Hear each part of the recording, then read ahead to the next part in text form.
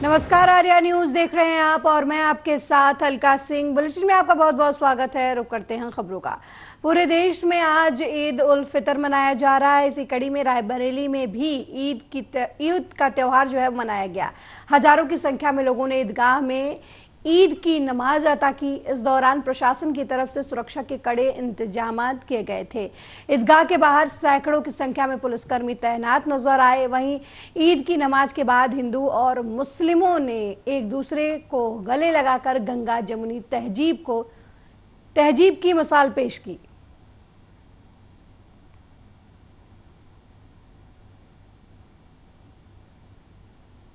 पूरे जनपद में अपने करीब 79 ईदगाह हैं और हर जगह आज ईद की नमाज संपन्न हो रही है।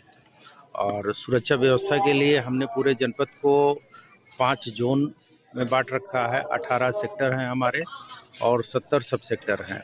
जो हमारे जोनल हैं वहाँ हमारे क्षेत्राधिकारी, हमारे एसडीएम साहब निरंतर सुबह से ही भ्रमणशील हैं और हर जगह जो ईदगाह है वहाँ हमने डेडिकेटेड फोर्स लगा रखी है और पीएसी भी लगा रखी है।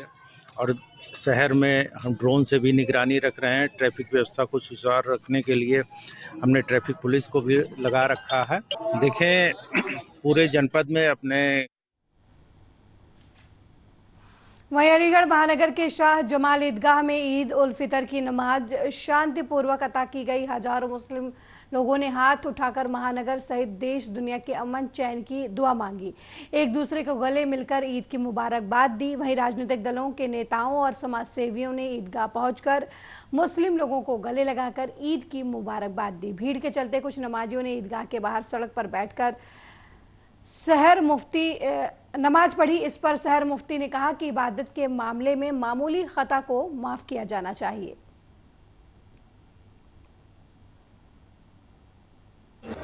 देखिए, ईद की नमाज 2 शिफ्टों में करवाई गई है। एक 6:45 बजे और एक 7:30 बजे करवाई जाएगी। और बाहर से भी फोर्स मंगवाई गई थी। एक कंपनी आरएफपी मंगवाई गई है, एक कंपनी एसएसपी मंगवाई गई है। सोशल मीडिया पर भी नज़र रखी गई थी और यहाँ वीडियोग्राफी भी करवाई जा रही थी और सकुशल रूप से संपन्न करवाई गई है ईद की नमाज सड़क पर ना हो, इसके लिए किस तरह के इंस्ट्रक्शन दिए गए थे? किस तरह के इसके लिए बाहर के दूसरे थानों से भी फोर्स मंगवाई गई थी, बैरियर लगवाए गए थे और जो हमारी पैरामिलिट्री फोर्स हैं उनको भी मंगवा कर यहाँ पर तैनात करवाया गया था। अपील किस तरह की थी? अपील शहर मुफ्ती ईद की नमाज पुरानी और नई ईदगाह में 2 शिफ्टों में कराई जानी थी। 2 शिफ्ट में ईद की नमाज आप देख रहे हैं हो रही है और पर्याप्त पुलिस बल था और ईदगाह कमेटी के सहयोग के माध्यम से यही अपील की थी कि खुदा के वास्ते सड़कों पर ना हो। हमने इसी वजह से ये कदम उठाया कि ईद की नमाज दोनों ईदगाहों में अलग अलग हो। पहली ईद की नमाज हो तो दोनों जब मस्जिद को भरे, ईदगाहें भरे और फिर उसके 45 मिनट बाद यानी 7:30 बजे अब भरने वाला है तो दूसरी जमात हो वहाँ इमाम खड़ा हो और दोनों मस्जिदें में भरें, दोनों ईदगाहें भरें। सड़कों पर एक बंदा भी नमाज पढ़ने ना आए। कि हमारी दुआ से और अल्हम्दुलिल्लाह से कामयाबी है। अब अगर गिनती को जाते हैं तो रात मोगा पुलिस को उस समय सफलता मिली जब पुलिस ने सूचना के आधार पर 6 आरोपियों को गिरफ्तार किया, जिसमें 2 आरोपियों पर अलग अलग धाराओं के तहत पहले भी कई मामले दर्ज हैं। ये सभी आरोपी बाम्बीहा गैंग से संबंधित हैं। इनमें 4 आरोपी मोगा के ही रहने वाले बताए जा रहे हैं और किसी बड़ी वारदात को अंजाम देने के फिराक में थे।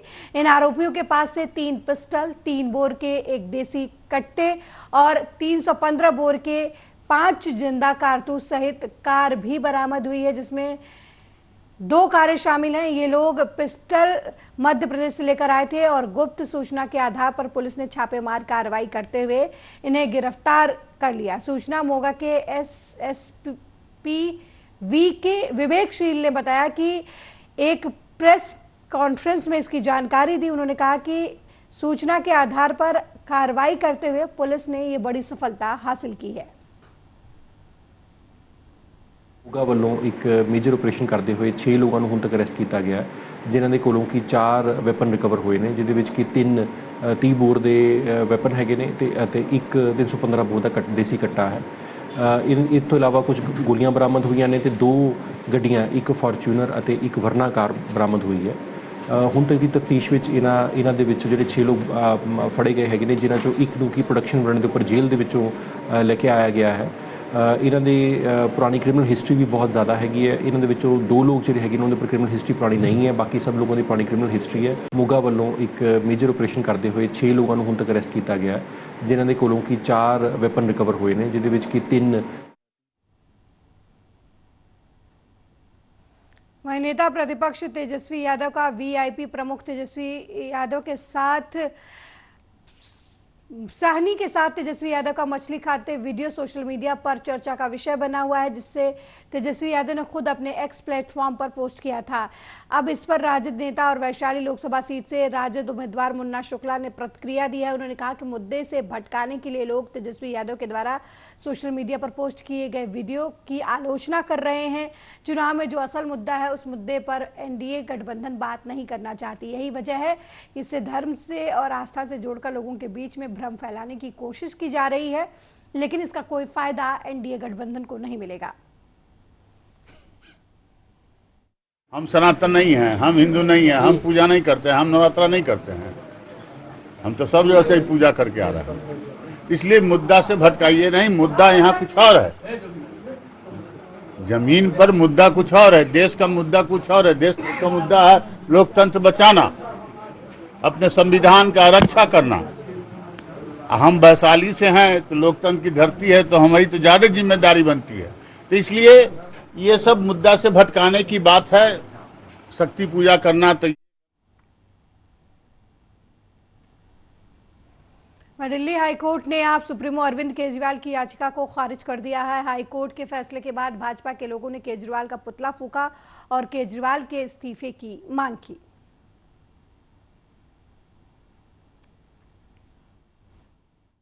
अपनी एक याचिका पाई सी भी ईडी ने ਜਿਹੜਾ ਪਕੜਿਆ ਹੈਗਾ ਉਹਨੂੰ ਇਲੀਗਲ ਪਕੜਿਆ ਹੈਗਾ। ਹਾਈ ਕੋਰਟ ਨੇ याचिका ਹੀ ਉਹਦੀ ਖਾਰਿਜ ਕਰਤੀ।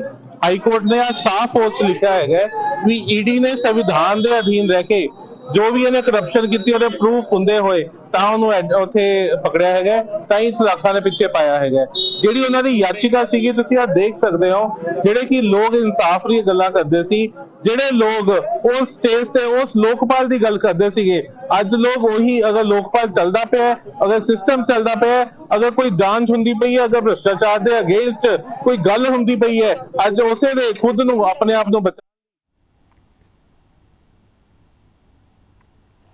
ईद उल फितर मुसलमानों का बड़ा त्योहार है। रमजान के महीने की समाप्ति पर ईद का चांद देखकर लोगों ने ईदगाह में इकट्ठा होकर ईद मनाई। आपको बता दें कि मोगा में ईदगाह में लोग इकट्ठा हुए और ईद की नमाज अता की और देश की सुख शांति के लिए दुआ मांगी।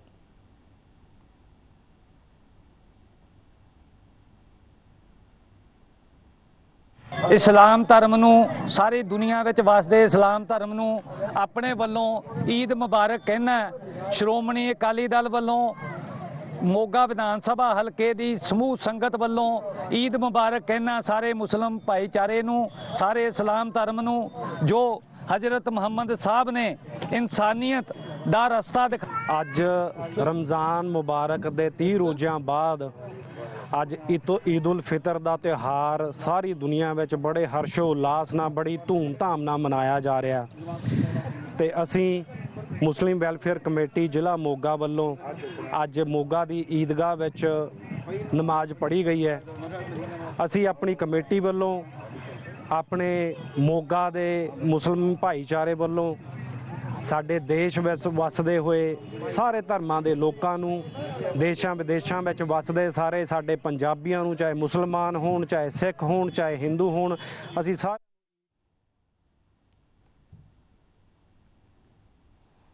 वहीं पूर्व मुख्यमंत्री शिवराज सिंह चौहान ने विदिशा शहर के रामलीला मैदान में आयोजित विदिशा विधानसभा क्षेत्र के बूथ कार्यकर्ता भाजपा सम्मेलन में शामिल हुए और कहा कि भाजपा कार्यकर्ता पार्टी की रीढ़ की हड्डी है। उन्होंने सभी को नवरात्र की शुभकामनाएं दी, साथ ही कार्यकर्ताओं के बीच पहुंचकर पुष्प वर्षा कर उनका स्वागत भी किया।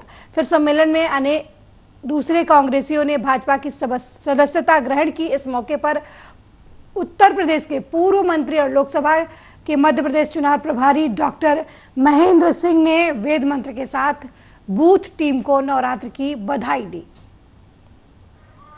ऐसे भी होता है, मित्र थे तो नहीं दिए, उनके साथ संग ही रहेंगे। एक कारण और होता है, गांव की लगी बंधी बिल्कुल होता है। अगर बन्नू बीजेपी में है तो धन्नू चला कांग्रेस में। हो जाता कि नहीं? सरपंची का चुनाव बड़ा खतरनाक होता है। वो नहीं देखते फिर कि 400 पार मोदी जी की हो रहे कि शिवराज जी हो रहे कि नहीं। वो तो ये कहते हैं कि इसकी तरह बन जाएगी तो इसकी घटाने के लिए पोलिंग हरा दो। सही बात है कि नहीं? अब ये कारण देख के फिर उसके दिल जीतने की कोशिश करनी पड़ी है। तो आप अपना दिल बड़ा करो। देखो भारतीय जनता पार्टी का राज बढ़ी है तो इसलिए कि उदार हृदय से हमारे प्रधानमंत्री जी ने, राष्ट्रीय अध्यक्ष जी ने, अमित जी ने बाकी लोगों के लिए द्वार खोल के भारतीय जनता पार्टी में स्वागत किया है। ऐसे भी होता है।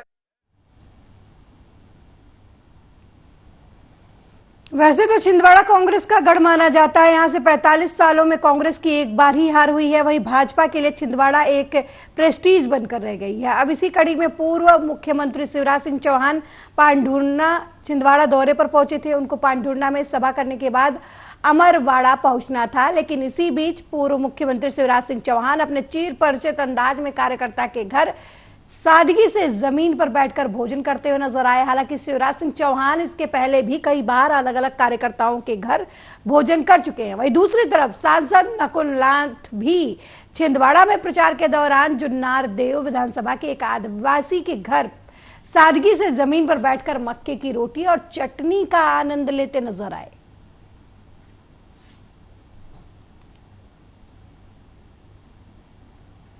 वेयर हाउस के बाहर सोसाइटी से गेहूं की खरीद हो रही है, जिसकी वजह से सैकड़ों क्विंटल गेहूं भीग गए। हालांकि मौसम विभाग की तरफ से 4 दिन पहले ही बारिश का अलर्ट जारी किया गया था, लेकिन वेयर हाउस की तरफ से कोई व्यवस्था गेहूं को बारिश से बचाने के लिए नहीं की गई, जिसकी वजह से सैकड़ों क्विंटल गेहूं भीग गया।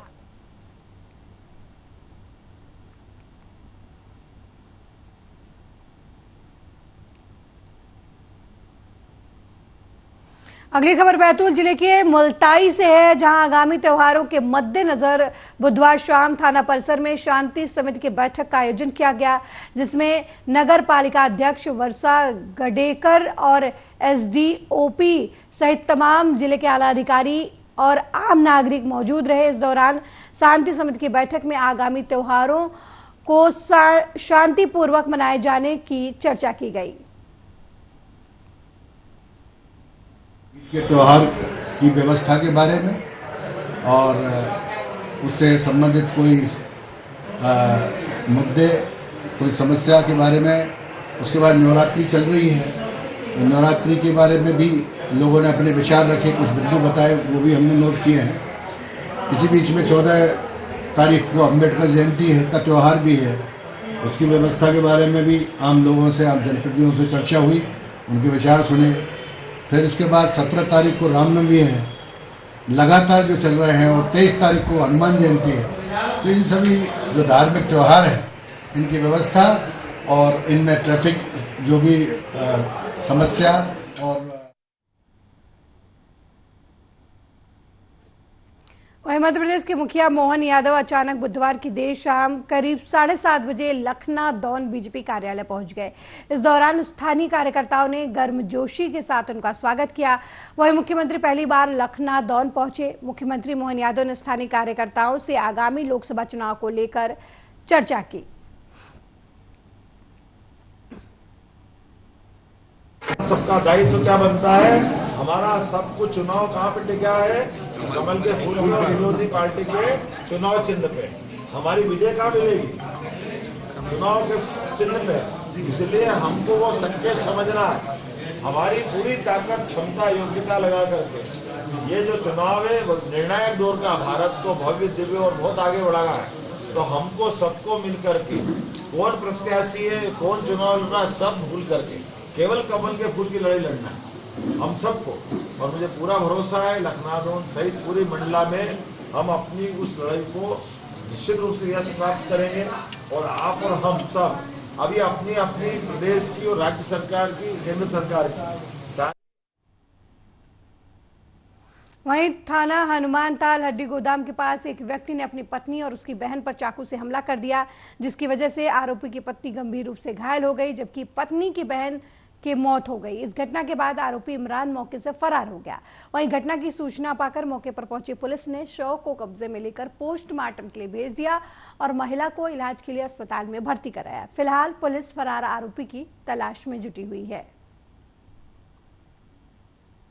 ये हड्डी गोदाम में यहाँ पर एक परिवार रहता है जिसका नाम है जी नाजिया पत्नी इमरान। ये यहाँ पे अपनी माँ के यहाँ आई हुई थी, तो इमरान जो इसका पति था, इसका कुछ विवाद हुआ है पत्नी से। उसकी साली बीच में आई है तो उसने चाकू से उस पर हमला किया। उसको तत्काल यहाँ से हॉस्पिटल ले गए। उसमें एक सीहोर में त्योहारों के चलते हुए दुकानदारों ने रोड पर अवैध रूप से अतिक्रमण कर रखा था, दुकान लगाई थी, जिसकी वजह से लोगों को काफी परेशानियों का सामना करना पड़ रहा था। अब इस अतिक्रमण के खिलाफ कोतवाली टीआई गिरीश दुबे के नेतृत्व में पुलिस प्रशासन और नगर पालिका की टीम ने संयुक्त रूप से कार्रवाई करते हुए दुकानों पर अवैध रूप से रखे गए सामान को जब्त कर लिया। दिनांक को हमारे पुलिस कोतवाली एवं नगर पालिका के संयुक्त अमले द्वारा दुकानों के बाहर रखे हुए अव्यवस्थित सामानों को एवं गांधी मार्केट के बाजार, बड़ा बाजार हुआ आपका, इधर नमक चुरा हुआ, त्योहारों को देखते हुए जो अव्यवस्थित दुकानों के बाहर सामान रखा हुआ है और अतिक्रमण किया हुआ दुकानदारों ने, उनके सामान को हटवाया गया है एवं उन पर। वहीं विदिशा शहर में बुधवार को नगर के सिंधी समाज ने भगवान झूलेलाल का जन्मोत्सव चैती चंड के रूप में उल्लास से मनाया। इस मौके पर सुबह झूलेलाल मंदिर में भगवान की पूजा और आरती के साथ साथ विश्व कल्याण की प्रार्थना की गई और विशाल भंडारे का आयोजन किया गया, जिसमें समाज के हर वर्ग के लोगों ने हिस्सा लिया। इसके बाद शाम के समय शहर के मुख्य रास्तों से धूमधाम से विशाल शोभा यात्रा निकाली गई।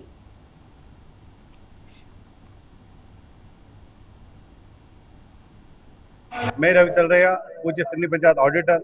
आज झूलेलाल जन्मोत्सव पर बहुत से आयोजन रखे जा रहे हैं। 11 दिवसीय कार्यक्रम रखा गया था। 7 तारीख को वाहन रैली का आयोजन रखा गया था। आज महाआरती करके भंडारे का आयोजन रखा गया। झूलेलाल जी के जन्मोत्सव पर भंडारे का आयोजन रखा गया और अब चल समारोह शाम को 3 बजे के बाद पूरे शहर भर में निकालते हुए दीप पे विसर्जित की जाएगी। जय झूलेलाल। मैं रवि तलरेया, पूज्य सिंधी पंचायत ऑडिटर। दीवान मंथानी, पूज्य सिंधी पंचायत अध्यक्ष विदिशा, सभी नगर वासियों को जय झूलेलाल, गुड़ी पड़वा, नए वर्ष की, चेती चांद की शुभकामनाएं। आज हमारे झूलेलाल जी का जन्मदिन है। उनके उत्सव में, जन्म उत्सव के उपलक्ष्य में यहाँ पर महाआरती का आयोजन किया गया है। इसके पश्चात नगर भंडारा होगा। इसके बाद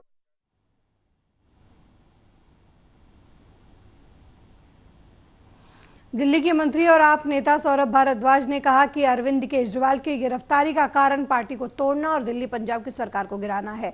सबको लगेगा कि हमें राजकुमार आनंद से नफरत है। वो एक पारिवारिक व्यक्ति हैं और उन्हें डर था कि ईडी उन्हें ले जाएगी, उन्हें कई साल तिहाड़ जेल में बिताने पड़ सकते हैं। हर व्यक्ति संजय सिंह नहीं है। उन्हें लगता है कि वो डर गए थे और उन्होंने पार्टी सहयोगियों से कहा कि जब भी वो सक्रिय होते हैं उन्हें एक फोन आता है। इस तरह दलित समुदाय से आने वाले एक निर्वाचित विधायक और दिल्ली के मंत्री को धमकी दी जा रही है। साथ ही सौरभ भारद्वाज ने कहा कि कल्पना करें कि जब बीजेपी चुनाव जीतेगी तो क्या होगा। हम उनको धोखेबाज कहेंगे।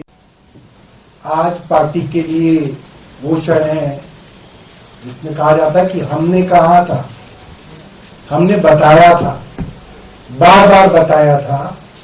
अरविंद केजरीवाल जी को गिरफ्तार करने के पीछे पार्टी को तोड़ना और दिल्ली और पंजाब की सरकारों को गिराना, ये मंशा है। और ये बार बार अरविंद केजरीवाल जी कह रहे थे। बहुत सारे साथियों को लगेगा कि हमें राजकुमार भाई से आज बहुत नफरत है, हम उनको धोखेबाज कहेंगे, हम उनको बेईमान कहेंगे।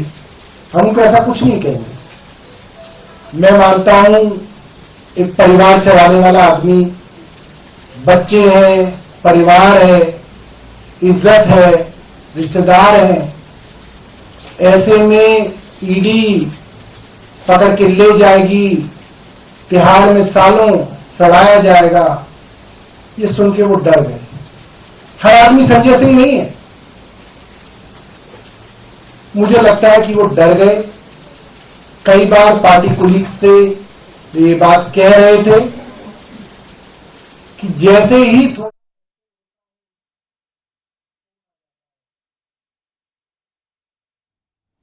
मेरे साथ इस बुलेटिन में फिलहाल इतना ही। देश दुनिया की तमाम खबरों को देखने के लिए देखते रहिए आर्या न्यूज। नमस्कार।